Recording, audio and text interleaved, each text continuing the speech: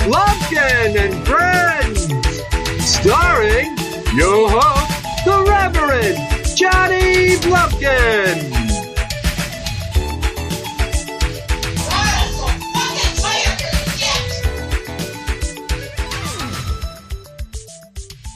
Hey kids, I'm the Reverend Johnny Blumpkin, and with me here today is my friend, Aaron.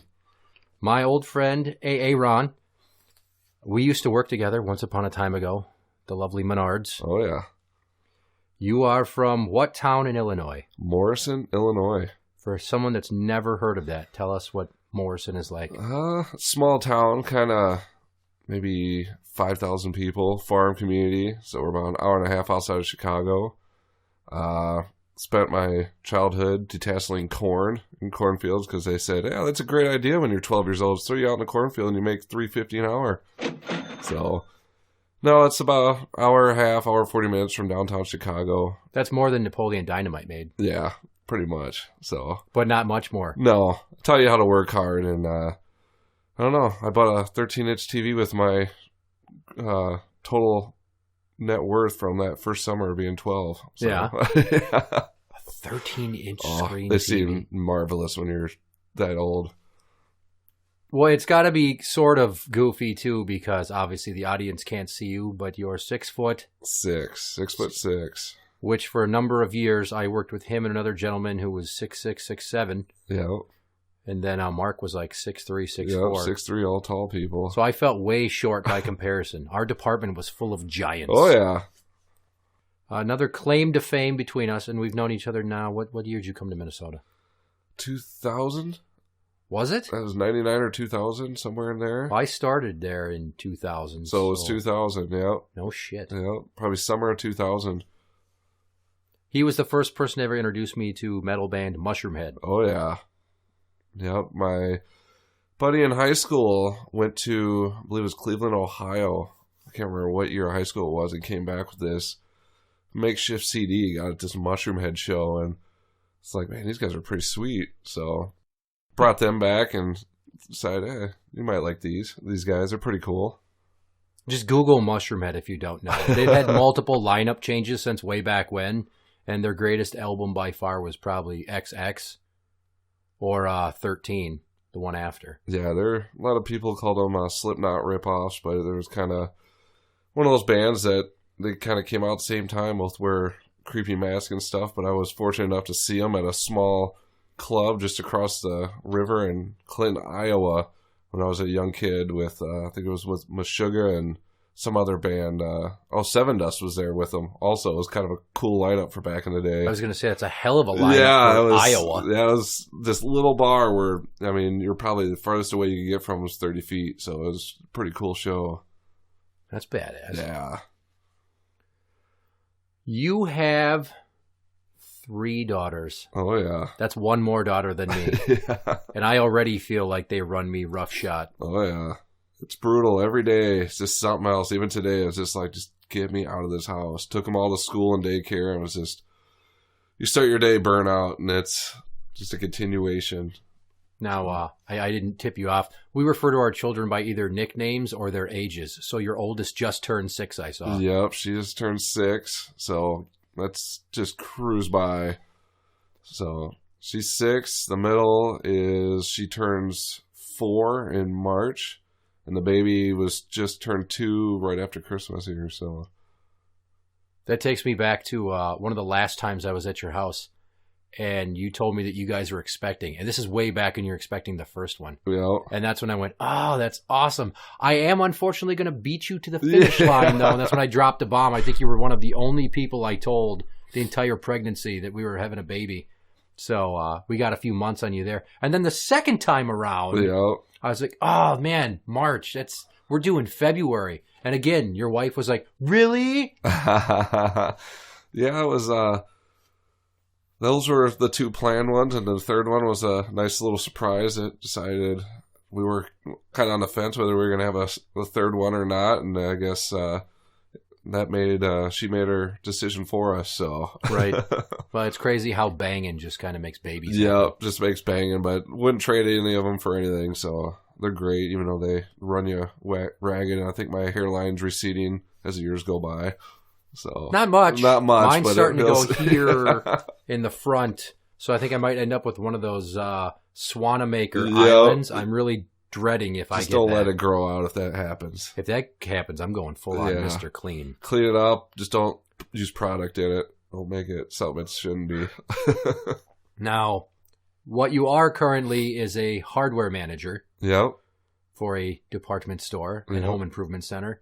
But your college degree was in... I think it was electronics engineering is what it's in. He was going to work on planes. Yeah, but unfortunately when I graduated, that's when the economy just took a nosedive. So in order for me to get work, I would have gone overseas or someplace I'd want to be. So stuck with where I am, and who knows? We'll see what happens. That's a lot of math. There's so much fucking math in your head. Yeah. It's always just cruising. I remember you telling me about and you went back to school in Illinois to finish this off. Yeah. You tell me like, dude, there's so much math. My head just hurts all the time. Yeah. And you're always contradicting yourself, wondering if what you're doing is right or if it's going to blow everything up. So you're it's one of those things where you just better be right. So hypothetically speaking, you're on a plane in the air and some electrical systems start to fail and the pilot panics. Do you feel confident enough in your abilities and what you used to study to go, I will gladly go down in the electrical bay and cross some wires and see what we can do? Absolutely not. So that's it? You're No just like, idea. well, sorry, we're done. I'll just unplug it and plug it back in and see if that fixes it. Kind of like the standard go-to for anything. I kind of feel like a plane's more intricate the way it's wired than that. It's a little bit more, but that would be kind of cool if that's all it took. So. I turned it off and I turned it on. And the engines came back on. Amazing. National hero. Yeah. You're listening to Blumpkin&Friends. Now, unfortunately, being from Illinois, I incessantly deal with all of your goddamn Chicago Blackhawks bragging. Yeah. And I just want to leave you with this phrase, suck it, Hossa. Yeah. Which has been my anti-Hawks battle cry for years, but it also morphs into suck it, Kane, and suck it, Teos. Yeah, well, they've got a couple Cubs. They're up to 3 now in their little reign, so Hosa's getting old. But, Wild have owned them in the regular season the last couple of years. But as I keep telling the people I work with and see every day, it's all about the playoffs. So, I don't hate the Wild. I'd like to see them win a Stanley Cup because I see how much everybody loves them up here. But at the same point, got to go through Chicago. So, they just got lucky with getting Kaner and Tays. You guys had to suck for a really long time to get back-to-back number ones. Yeah, my brother and I were pretty big Blackhawk fans in the 90s, back when Chelios and those guys were there. And Roenick. Yep, Roenick. All those guys were real good, and then all of a sudden they just hit the dumpster. So a lot of suffering, Then you start your high school and college, you don't watch as much sports, and then you get back to being an adult with responsibility, and they get these young guys that are supposed to be something and actually turn into pretty good hockey players. So. Who the hell was their goalie back then? Was one of them Marty Turco? Oh, gosh, I can't remember who they had. I think they did a run with Belfour for a little bit, and I can't remember. It was so long. I was such a kid. I just remember playing NHL 95. Ooh, yeah. The all-time favorite hockey game of hockey game players. Yeah, they did a run through a couple guys in there, but Chelios and Roenick were definitely the big names. So, when you're playing NHL 95, yeah. Your brother and you. Yeah. Are you playing on the same side or against each other? Always against each other. How did that go? Not well. For you? I can't remember which goal it was the easier one. It seemed like you'd always score more goals. I think it was when the goal was on the bottom of the screen. Can't remember, but oh man, if you could get that side twice for 2 periods, you were just a head and shoulders above the other player, so it was pretty good. Was there ever any times where you just got so pissed and you wanted to leave the room and your brother's like, no, you're not quitting. Yeah, you're not fucking quitting. Nah, he was more of the control thrower. I was more of the, or whatever. So, no, it was cool. No, it was good. But those days, I'll bring back those days. Very lewd memories of just all the sports that happened back then. Chicago sports were always kind of in the dumpster for a long time, so we had the Bulls for a while there in the mid-'90s, but the Bears hadn't been good for forever. Cubs, White Sox weren't good. You just had to run through it. So, well, at least you guys are good at murder. Yeah, they're pretty decent. They're just one small segment. Everybody's like, do you ever see people carrying guns? It's like, I never saw a person carry a gun in Chicago. I did see somebody get hit by a car once, but they got back up and had a screaming match in the middle of the road. So. Oh my God, that just reminded me. Okay. The story you told me about the time you were visiting somebody in the Quad Cities. Yeah. And you saw somebody get curb stomped. Yeah, that was something I didn't even know really what that was until I saw American History X. And I was like, oh, that's what that is. I remember you describing the sound as terrible. Yeah, when you're young, and it wasn't as brutal as what they did in American History X. It was more of a, I'm going to show you something, and don't care to partake remembering that too much. But yeah, oh, she brought that back. I kind of pushed that out of my head. Well, have fun trying to repress that shit. Yeah. No, that's okay. I'm going to throw myself under the bus a few times with some of the stories I've got on the docket for the episode today. Yeah. One being, I was in your wedding. Yeah. And you've been married for how many years now? It'll be 10 this summer. Holy shit. Yeah. Okay, so I have been in 2 of my deceased cousins' weddings. Yeah. Your wedding. Number 1 fan Tim's, both his weddings. Yeah. And Lunchbox's wedding. All right, I'm holding up 6 fingers. Guess how many weddings have spawned a marriage that is still together?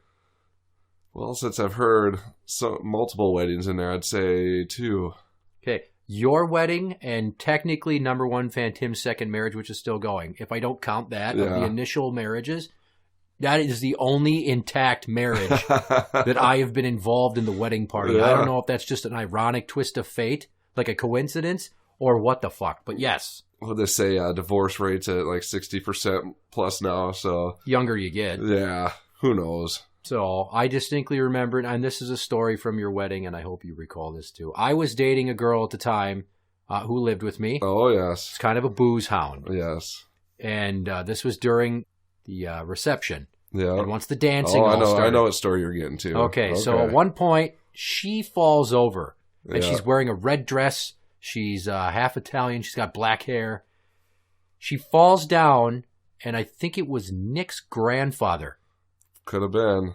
Some elderly family member of somebody in the wedding party noticed she was not wearing underwear. Oh, yeah. No, I heard about that. So. She gave everybody a show of her snatch. And I didn't even hear about it until like way after. I'm like, you're fucking pussy, fella? Why aren't you wearing underwear? You're in a shorter skirt. But she got tipsy and fell over. Yeah, I didn't visually see that, but I did hear about it. So we were in the area. I also remember Nick getting shit-faced and then doing karaoke to Baby Got Back, and then he fell over. Yeah. And almost took a table out with him. Yeah. It was interesting. When you're in the wedding, the bride or the groom, you miss so many things because, like as I tell people to get married, your job is to go talk to everybody else. So you miss a majority of what's going on in the rest of the room. So the next day when people are finally coming out of it, you start hearing these stories like, oh, okay. I remember the first song that they played during the dance portion of your reception. What was that? It was Bombs Over Baghdad by Outkast. Oh, sure. Yeah. I don't know why I remember that, but it came on. I was like, this is a weird song. No, big Outkast for a wedding fan. reception. Oh, love those guys. That DJ was probably one of the coolest I'd ever dealt with because he, we had meetings with him and he's like, who do you listen to? What do you like? What do you don't like? And, I still love the Outkast, but back then I was a huge Outkast fan, all that earlier stuff. And he threw stuff in there and, man, he did the music that night was pretty good. Went through the whole, everything. So it was pretty good. What did the wife pick? Wasn't it all country? No, she does not like country. That's good. She grew up with that. Her father and mother and grandparents all listened to it, and to this day, anytime I get in their car or I'm driving it somewhere, I make sure to change it to exactly opposite of country. Try to find some rap or heavy metal stuff and leave it on as high level as I can, so when they get back in the car, that's the first thing they got to deal with. So, no, not a big country guy. So don't mind some of the old Johnny Cash, that type stuff, but definitely more of the hip hop, punk, metal stuff. So, which is totally not typical wedding reception. No, fare. It's not. So, but he knew how to make it, so it wasn't all that kind of stuff. He did the classics and all that, and found some of the, deeper tracks of, music, older rock and roll 80s stuff that people like. So he kept people up there. It was pretty cool. So I'd like to get into a story about a trip to a Timberwolves game. Oh, yeah, I was wondering if this is going to come up. Why wouldn't it come up? Because I've told the story, Yeah. but you were the only other person to live the story. This is something that I didn't think was possible. Maybe it's because I've never had to deal with it myself. So it was... You go ahead and you start your version of it. This is the... what did I call this? The 24 Timberwolves overtime shit is what I call this story. Yeah, I think it was against the Lakers. We got to see Kobe Bryant, I believe. Was that who it was? I don't know. I just know that Kevin Garnett won the game in double overtime with a jump shot, which was a great feeling to leave there. But then my stomach started to rumble, and I thought I was going to have gas on the ride home. Yeah. Not the case. No. Not the case. I had eaten... we were in a suite, which is ironic because you got the tickets for free from your HR guy, and you brought me, who was a recent firee from Menards, and then my HR guy and my former department manager above me walking, what the fuck are you doing here? And I joked about it being part of my severance package. Free food in the suite. I ate way too many little lemon squares, and if it wasn't nailed down, I was just eating the whole time. Full cooler, full food. Hot dogs, beer. Everything. And they even had your own private toilet, which you should probably use before you took off. I didn't have to go until after we were in the parking garage. And so my stomach starts to rumble. And we get in the car. And I think I warned you that I was probably going to be gassy, or we might have to pull over somewhere so I could take a shit. Yeah. So going from the Target Center in downtown Minneapolis to my parents' house, which is where you picked me up in Coon Rapids. And we got about 60% of the way before it really started to be bad. Yeah. 85th and 252 in Brooklyn Center. That's didn't we try and Center. stop at like a Holiday or something? I had you pull over to the McDonald's. That's what it was. Okay. And I barely could keep my cheeks together walking to the door. And I didn't even notice it was dark in there. Yeah. And I pulled in the door, and they were fucking closed. Yeah, why are they closed? It was a weeknight. Yeah, I can't imagine it was super late. So instead of going across 252 down a block to Holiday, which would have been the easy thing to do, I said, fuck it, just go to my parents' house. Okay, I think I I can remember make that it. now. Okay, yeah. And we're going, and we get off at 252. We go down East River Road. We hook a right on Egret. You missed the turn into my parents' neighborhood. I'm like, no. Please whip a Yui. And I have to reiterate that numerous times, I wasn't just sitting in your Honda Accord with my cheeks squished together. I was standing up on the floorboards with my legs almost fully extended so I could squeeze my cheeks together even harder. And we made it to my parents' house finally. And I get out and you're like, all right, man, good luck. And I make it, and you back out and leave, and I make it up to the front door, and I take a step up onto the stoop. And that was about 45 minutes into me holding my shit. Yeah. That's when my bowels decided to give way. Ugh. Once my dad answered the door, and I'd called him and said, can you have the door open? Yeah, I'll unlock it. Can you have it, like, open and ready? So my dad opens the door, and he goes, did you make it? I'm like, no. He's like, what? I had to shake a turd out on my parents' front step. I had to take my shoes and my pants off. I'm standing there in my parents' entryway, and he's laid down newspaper like he's potty training a puppy and brought up an empty 5-gallon bucket. And then he's like, okay, well, just throw your underwear in the bucket and then go up to the bathroom and clean up. And then he stands there. I'm like, well, don't fucking watch me do it. I don't want you to see my junk, you goddamn weirdo. He probably didn't know what to do. I mean, what parent deals with that with a full-grown child? I was 24. That's why it's called the 24 Timberwolves double overtime shit. Yeah, I think it is a parent. That's not one of the things you expect to deal with at that part of your life. So that wasn't even the most awkward part. Yeah. Because I went upstairs instead of downstairs. Instead of using the shower, I used the tub with the shower. And I got in the tub, and I was like trying to figure out what I was going to do.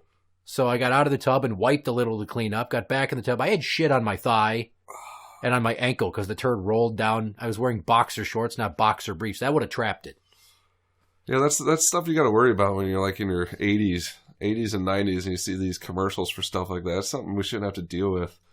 Well, most people wouldn't eat 12 lemon square bars just because they're free because I have a sweet tooth. Yeah, well, now you learned. And then I got back in the tub, and then I turned on some water, and then I'm like, I gotta go again. And before I realized what's going on, I sharted. Ugh. And I spackled the pre-molded tub surround soap dish with shit.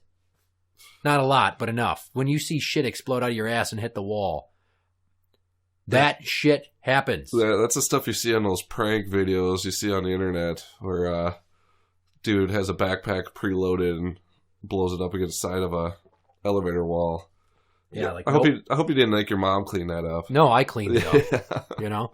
And then she yelled at me for using the tub upstairs. We don't use that shower. Yeah. It had one of those like shower heads on the wall with a hose so I could really get up in there and rinse my asshole. So and then I called you. Yeah. So, while in the tub. So you guys had those areas in your house that we don't use that room or we don't use that shower. There's the upstairs bathtub that we don't use as a shower. There's the living room that we only use on holidays. Yeah. I could never understand that. It was like I remember that growing up, having to go to people's houses like, we can't go in that room. We can't do that. Yeah, it's for company and special occasions. Ugh. And it sits empty 99.9% of the time. Does that exist anymore, or is that something that was back in the day? Well, the way they build houses now, you have like just enough rooms. Yeah, I don't think there's a sitting room or the room with all the white furniture where nobody's allowed to sit on. Well, theirs is like a weird off-blue sectional couch and a couple of recliners and my mom's giant doll hutch full of creepy dolls. Yeah. Ugh. So I called you from inside the bathtub, and you're like, oh, how'd it go? I'm like, I didn't make it. You're like, what? Yeah. And that's when I had to explain to you that I had shit my pants. Yeah. It took me a while to really believe that was something that happened. I was like, whatever. And then, yeah, it really happened. So, unfortunate, but it's a good story. Well, for you. Yeah. Not for me, because I shit my pants. And then I went home, and that girlfriend that showed her vagina off by accident at your wedding, I called her and told her I had an accident. And I got home, she's like, are you okay? Is your car all right? I'm like, no, not that kind of accident. Oh, my God. Could you imagine?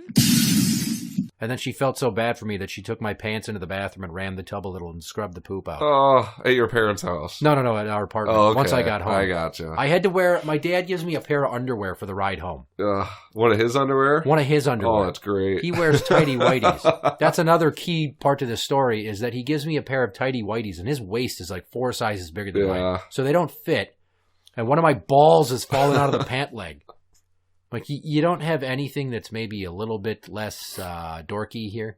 Maybe a little more tighter fitting? Well, no. At least they were clean, right? I guess, but it fucking felt like I was wearing a diaper that was 3 sizes too big. Yeah. Nothing like wearing a pair of underwear your dad's balls have hung out in for. Yeah. So. And then my balls are hanging out. Yeah. You got to be kidding me. That's good. What do you remember about when we went to go see The Dark Knight? Oh, man. That was at... Show Place. Yeah, that was close to here. I do remember that. So, it was one of those... Was that the first one or the second one? The second one. Yeah, that was one of those ones where, I have a wife who doesn't exactly like watching that type of stuff. So I was like, we'll go watch this. And I remember going in there and there were some kids, as the old timers call it, creating a ruckus. Yeah. And I remember you having a little I don't know if you said something to him or you stared at him. I shouted, shut the fuck up. Yeah, that's what. Okay. And that's after we were into the final 15 minutes of the movie and they talked the whole time. Yeah. And I got to tell you, that's one of the maddest I've ever been in my life in public. I could feel my heart beating. Yeah. Not touch my chest. I could feel it beating like it wanted to jump out of my chest, and I was like hyperventilating with anger, and adrenaline. Yeah. And then afterwards, you went to the bathroom and I stood there waiting for you. And then these 2 little shitbirds came out and tried to approach me about how I was so rude and I swore at them and they're just a couple of kids. And I looked at them like, are you fucking serious? You drove yourselves here. So by legal definition, you're not kids and you should know better. Like, I hardly ever get out of the house anymore. And this is supposed to be like a special night for me to see my friend who I never see. And you fucking assholes ruined it with your constant chatting. So I hope both of you crash your car on the ride home. I think I was in the bathroom for the most of the outside of the You missed the exchange. Yeah. And then I went to the bathroom. Well, they walked off across the theater to the other end, either go outside or I don't know. But I complained to the manager, and I got free tickets to go back and watch it again later that week by myself. Oh, that's nice. Yeah, I went on like a Wednesday morning by myself. Way better the second time. Oh, I bet. You don't have to deal with people talking. That's a big pet peeve of most. You pay money to go see a movie, you don't need somebody talking about it or somebody who's already seen it revealing parts 5 seconds before they happen. I'm like, oh, this is going to be awesome. Watch this explosion. Yeah. Like, cool. So, no. That's why I don't go to the movie theater that often. Yeah. Because of kids. teenage kids with their parents' money and their I don't give a shit attitude and their no respect for the hardworking older individuals. I hate to sound like a crotchety old man, but Yeah. it's like, just shut the fuck up. But now they're making theaters so, nice with like these big cushy reclining chairs, and some of them they even bring food and stuff to you. It's becoming more of an event because people aren't going out so much anymore. So they're trying to make it more of an experience than, hey, I can go downstairs in my basement and watch it on a 70-inch big screen with surround sound. And no kids talking. Yeah, no kids talking over you. You can eat whatever food you want. So You're listening to Blumpkin&Friends. How's your leg these days? good. So had I think it's 2 years this March since I broke it. So when I switched in 2 weeks ago, so no fails. So we're good. Tell the story about that. Make a annual trip up to Lake of the Woods every January, but because of prior commitments and what my friends could get off and couldn't get off 2 years ago, we had to go up in March. So it was no snow on top of the ice. So it was pretty much glare ice. So made it about a day and a half, no incident. But day 2, some of the snow was coming off where they pack in these fish houses, so the wind doesn't blow in. So I went out with my auger to chip up some ice to pack into this hole, and started drilling holes, moving my auger to pick up some of the shavings, and fell down and fell on it's like where the fish house was probably the week before, where there was a big, berm of ice, fell right on my femur and snapped my femur right in half up there in Lake of the Woods, about 5.5 hours away. So. And not just like in the middle of your femur. No, it was up close to the hip, strong enough where it snapped in half, and the muscle was so strong that it snapped it up into my hip and broke part of my hip off. So when you're laying there and you look and your leg is 6 inches shorter than your other leg, and something's wrong. So kind of blacked out there for a few. I don't really remember the fall part and the actual break part, but when you come to and you realize, something's wrong. And the pain? Pain was, people always ask, did you cry? And it's that kind of pain where you're just trying to get away from it, so you don't even think about crying. Just like how do I make this stop? I need this done now. And yeah, it was a good probably hour and a half before I was able to get. Well, they probably loaded me up and got me to the hospital in Baudette, which, I don't know, maybe that was like 45 minutes before they actually started putting stuff into me, so it was dulling it out. But I just remember my buddy saying, oh, it's maybe just dislocated, just something like that. And by the time I got to the hospital, they're like, you're not acting like it's a broken femur. But when they x-rayed it, I all heard them in the back room kind of give that sigh. I was like, oh, great. No. That doesn't sound good.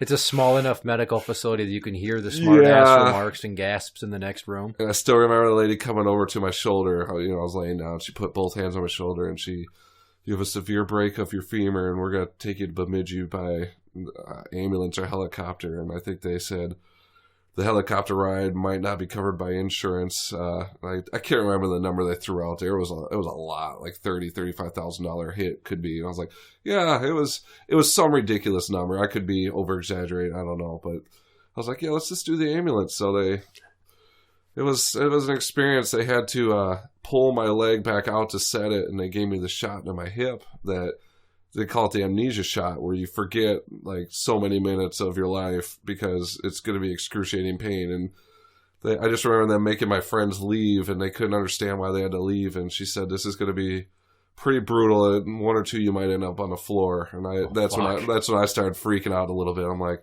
great. They put that shot in my hip, and I saw 3 or 4 dudes standing right next to my foot getting ready to pull my leg. And I was just like, this is not going to be good. But, didn't they have to? You told me they put like a weight on your leg to. They stretched it out for like later. 6 hours. That's later. That was after I got to Bemidji. So the guys pulled the amnesia shot worked because I didn't remember it, but they pulled it out of my hip and put it in one of those inflatable tourniquet, or what do they call them, splint type things. Yeah. I remember looking at the lady, and I was like, "So when are they going to do it?" She's like, "Oh, it's done." And I was like, "Oh," and I was like, "So did I scream?" And she just gave me that look, like, "Oh yeah." So glad I don't remember that one. Fuck. Yeah, that was. But and then probably the second worst part of the whole night is they threw me in an ambulance. So I'm in there with 2 older gentlemen driver and then the lady nurse. So I'm laying on this plastic board with a gown that barely covers my private parts, and she's throwing blankets on me, and we start going, and all of a sudden I hear a Nickelback song comes on. I'm like, oh, great. It's Nickelback. So What song? I can't remember, but this is the worst part. As we keep going, I hear another one. I was like, oh my gosh, these guys have a CD or a playlist of Nickelback. So from all the way to Baudette to Bemidji, I had to listen to Nickelback. So in my drugged up state, it was about as worse as it could get. It sounds like the fifth ring of hell. Yeah, it sucked. But no, we got there, and my surgeon the surgeon up there was on call. I just remember him. He was like one of those big, like those black wool coats, sitting there waiting in the emergency room as they pull me in, and they look at my x-ray and everything, and he's telling me what they're going to have to do. They're going to put a rod in my leg and all that. And then, this whole time they're putting different drugs into me to keep the pain out. And all of a sudden he's telling me how they're going to have to stretch the muscles in my leg. And I didn't realize what this meant. And he pulls out a white hospital drill that I don't know what it is. He goes, we're going to have to drill through your shin to put a pin in there. And my eyes just went wide. Yeah, I physically watched him drill through my shin bone with this drill. But I felt no pain because you were doped up. Yeah, I was doped up by just that look of, oh my gosh, and just surprisingly how little blood there was. Plus, you were high on Nickelback. Yeah, not so. He gets the hole through and taps like this metal dowel through. It's probably 6 inches long, 5-6 inches long, and hangs like this little metal bracket off it with what looks like weights from a 1980s weight lift set over the side of the bed. And the reason for this is they have to stretch your muscles out for 5.5, whatever it is, hours. So when he cuts into my leg tomorrow, he can get in there because supposedly your leg and your ass muscles are the strongest muscles in your body. Yeah. So that was interesting. When you're 6.5 feet tall and you're already too tall for the bed, but yet you have these weights hanging off the side, it was made for an uncomfortable night. Whenever you hear the song, This Is How You Remind Me, do you ever get like phantom pains? No, I just remember those two dudes, and they were just in heaven, I'm sure, just rocking out to Nickelback. And I was just, whatever, got through it, so. I hope one day you get to meet Chad Krieger and punch him in the face. I'll just say, I have a bad experience with his music in my leg, so. I hope he makes you tell him the story. I'm pretty sure that'll never happen. So he's all the way up there in Canada. So we'll see. Well, then the afterwards, the recuperation. Yeah. So that was. I mean, it's pretty crazy what they can do now. They can fix a completely snapped in half leg with metal, and they had me up and walking within probably 3 or 4 hours of surgery. That's nuts. Not walking on the leg, but learn how to use crutches and stuff. So, when you're a kid, everything gets cast. So you think you're going to have a cast up to your whole body and all that. And, you're sitting there looking at it and you have this, just a leg with, a cut from about 3/4 of the way down your leg all the way up to your hip. Fuck. So I think they had 42 staples in there.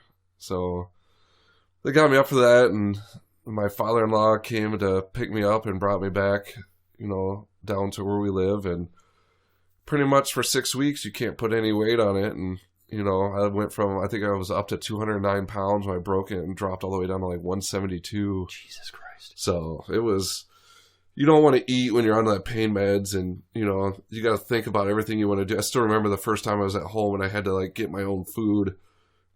You try and make a bowl of soup and you're trying to figure out how to move this bowl of soup from counter to counter while you're on crutches. So little things were a pain in the ass. So the youngest was a newborn when this happened? Yeah, she was about only to be born. 3 months old. So you had 3 kids at home. And I couldn't get off this chair I don't think I left that chair for the better part of 2 weeks, 3 weeks. So. And then there was the wheelchair. Yep. I had to get a wheelchair because I had to go back to work and make money. So I was told they didn't need my physical attributes more than they needed my mental. So they needed me there so I was on crutches in a wheelchair, which, you get huge shoulders pushing yourself around a wheelchair I was probably a month and a half of wheelchair before I was able to just go straight to crutches. So. And I hadn't seen you for a while, so I remember stopping in to see you in the wheelchair. Yeah. And then you come rolling around the corner. It's like, Jesus Christ, that is, in fact, an old-style 1970s Oh, yeah, fucking wheelchair. I think I got it from somebody in Andover. It was kind of a creepy story. He might have been at CVS, saw it on Craigslist, and it was his father's who had just died. So I got some guy who just died's wheelchair, but I think He ain't using it Yeah, anymore. I think we paid $30 for it. They wanted a lot of money to rent one for somebody who was my size. But I was like, it's just going to be for a few hours a day. Let's just use it. But it's pretty interesting. I couldn't get my leg to bend all the way down for quite a while, so I'd sit there with one leg down and the other one's kind of straight out. So, which now it looks fine. yeah, I'm gold. Yeah, it's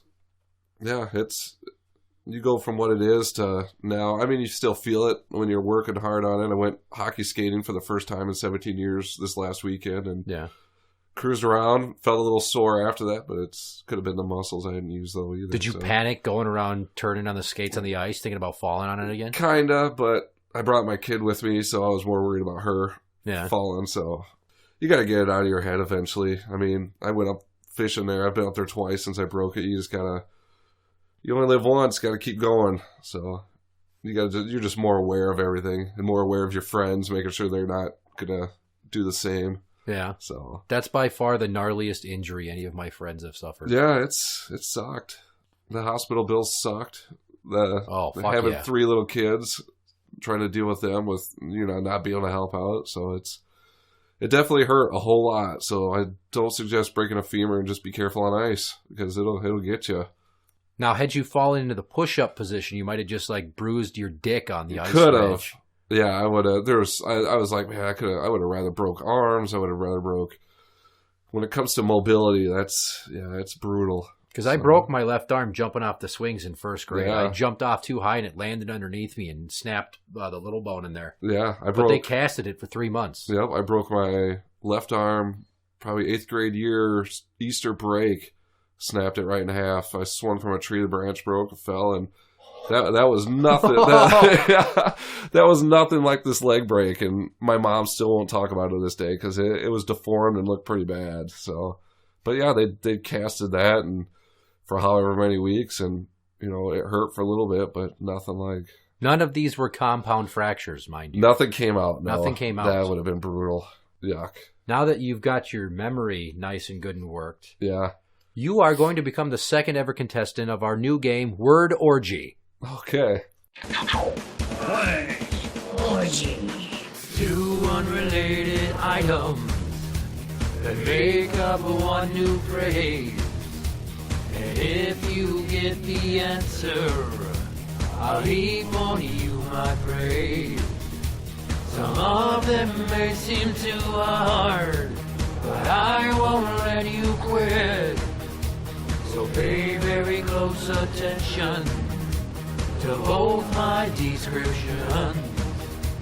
Pop culture icons and other random shit. It's time to play Word Orgy. How many will you get? So what Word Orgy is a rip-off of Before and After from Wheel of Fortune. Okay. You take one phrase and another phrase, and the two items share a word in common in the middle. Okay. So there's 15 of these now. Oh my gosh. See how well you do. One is an infamous internet pic about sexual disease. The other is an ice cream holder.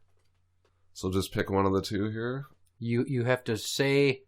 See, the first item shares a word, so the end of the first item is the beginning word of the second item. Oh my gosh. Oh, I'm not going to do well with this. So let me give you an example. Right there is my kid's Fisher-Price basketball hoop. So I would say one is where you shoot the ball in a certain sport, like Larry Bird would. The other is a documentary about 2 Chicago high school kids' dreams of making it to the NBA. That would be Basketball Hoop Dreams. Okay, I gotcha. So this one... I am not going to do well with this. No. You may be surprised. So an infamous internet pic about sexual disease, and the other is an ice cream holder. I don't know about this one.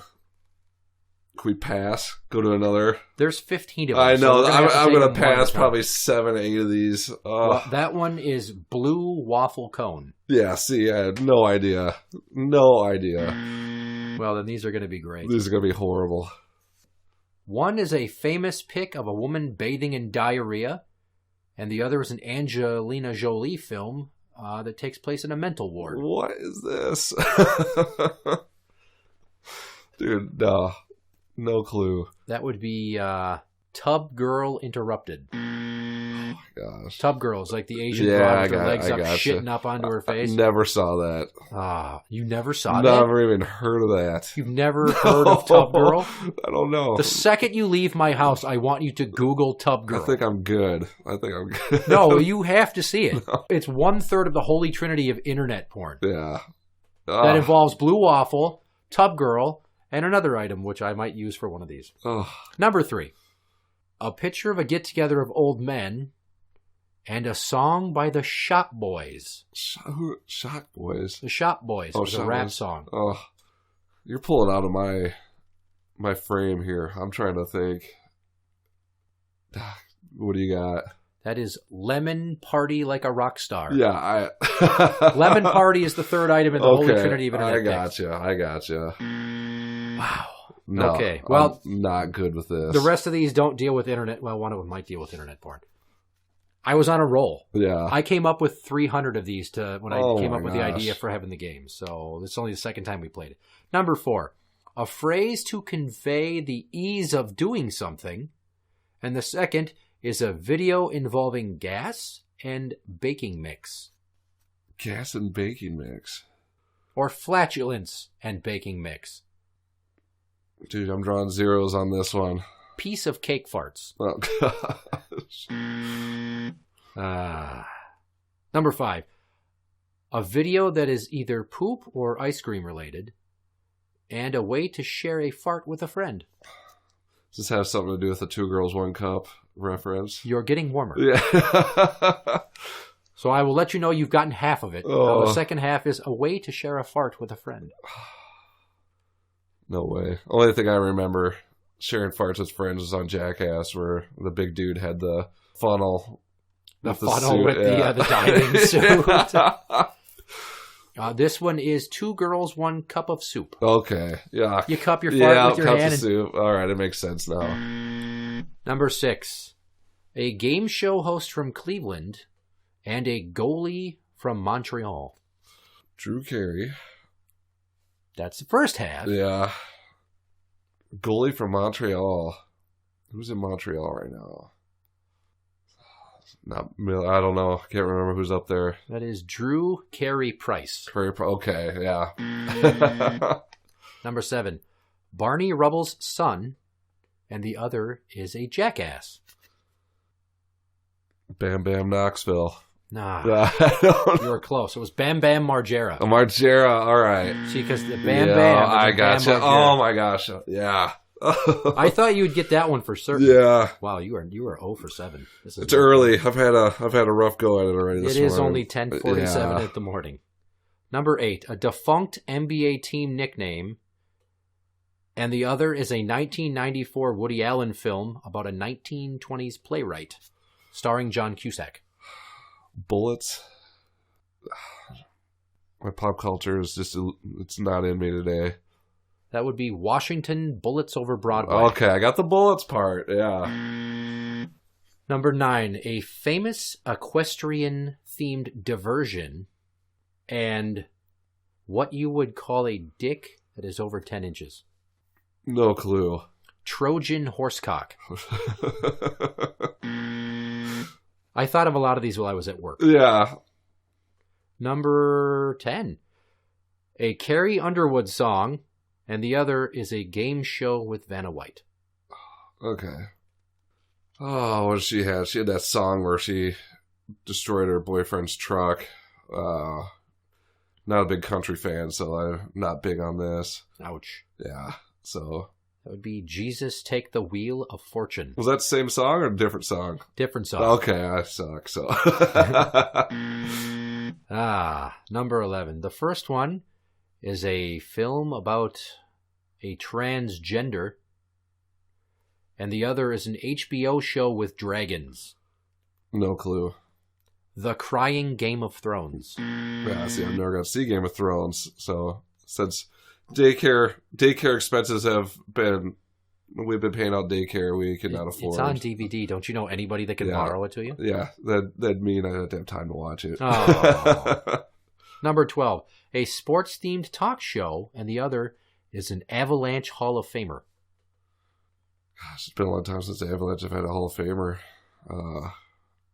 Drawing blanks here.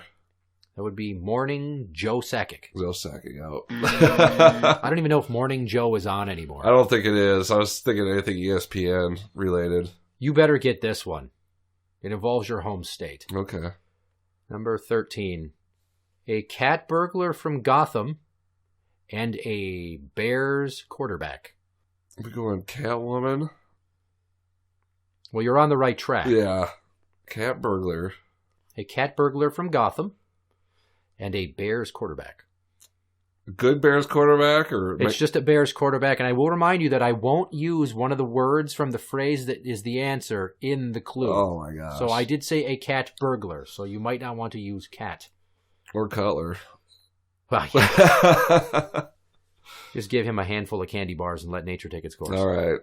Catwoman, McMahon. I don't know. That would be Selena Kyle Orton. Oh, gosh, Orton. Yuck. Number 14, we're almost done. Okay.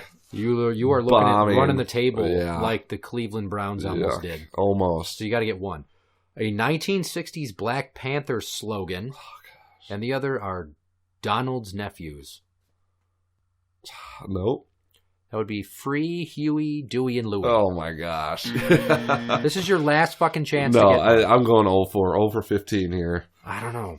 Number 15, the first one is a Heath Ledger film about high school.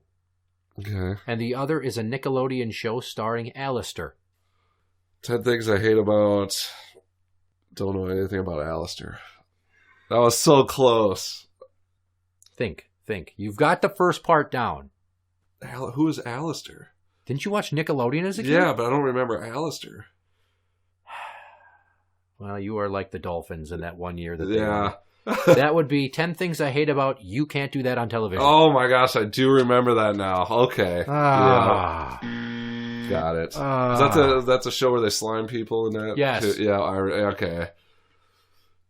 I think my brain's working about 10% today. Well, Alistair's the most famous member of the cast that you'll remember. However, the most famous member of the cast was Alanis Morissette. Yep. Ooh, I don't even fucking remember being on that guy. I don't either. I remember them talking about it, but yeah. I do remember that show though now. So cool. Do you have any other story? Do you have a story about us perhaps you can think of you'd like to share? I know I hit the nail on the head with the one where I shit my pants. That was probably the biggest one. Nothing that's too crazy. I mean, we haven't really done anything too nuts. We're burning down houses or anything like that. Right, that would be Neil's brother. I have to remember, didn't you have a game you guys were playing, like a... No. Tramp ball. Yeah, I remember that. So what by that is we had a display of a 14-foot diameter trampoline hanging up on the wall. Ceiling, yep. And it was in the board shed, and then we had a basketball, and we made just to screw around on the clock, we made a game out of bouncing the ball off the trampoline and trying to catch it. Yep.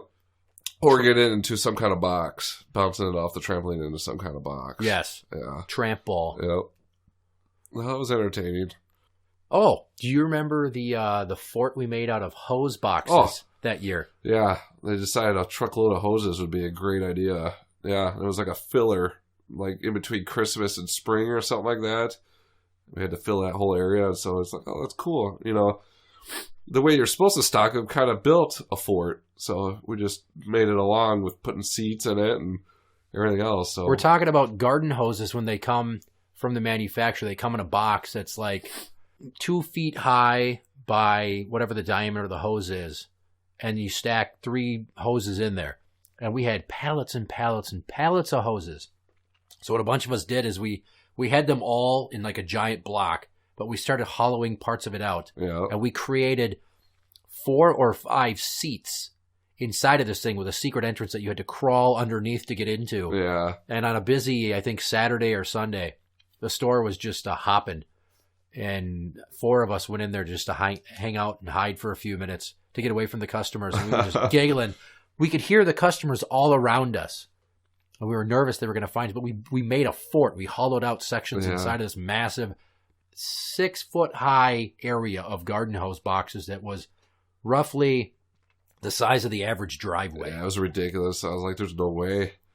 They probably still have hoses left from that. It was just a ridiculous amount of garden hose. That's one of the best things you can do when you work in retail is find creative ways to screw off because you just want to get away from the customer, even when it's not your break time. Yeah, it was definitely something different. Ridiculous amount of garden hoses. Interact with the show on Twitter at Blumpkin Show. That is at Blumpkin Show. You can find us on Facebook at facebook.com/group/Blumpkin&Friends. I'm the Reverend Johnny Blumpkin. And I'm Aaron. Good night. If you're happy and you know it, clap your hands. Boo! Hey, stop that! I thought you were going to sing a good song. It's supposed to be for kids. How about this one? If you're happy and you know it, fuck yourself.